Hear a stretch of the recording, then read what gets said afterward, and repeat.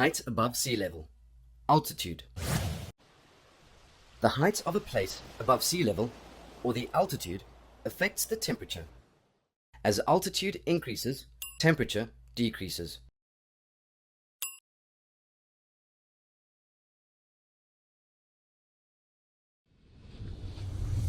Durban is at sea level, that is, an altitude of 0 meters, and has an average annual temperature of 20.6 degrees Celsius.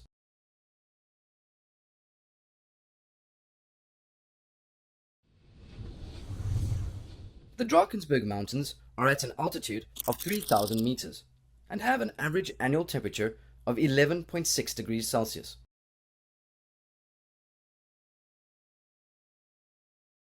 Let us understand why altitude affects the temperature of a place. The sun's rays pass through the atmosphere without heating it much. The ground absorbs the heat, whilst the remaining is reflected. The air absorbs this reflected radiation and is heated from below. As air is thinner at high altitudes, it cannot absorb as much heat as the air at lower altitudes. Therefore, air temperature decreases with increase in altitude.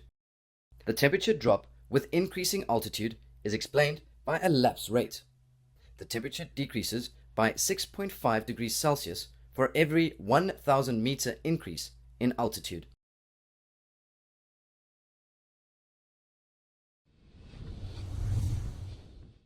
Mount Kilimanjaro in Tanzania is near the equator at a latitude of 3 degrees 5 minutes south, suggesting that its climate should be hot. However, its altitude is 5,895 meters above sea level. Therefore, its average annual temperature is 19.7 degrees Celsius.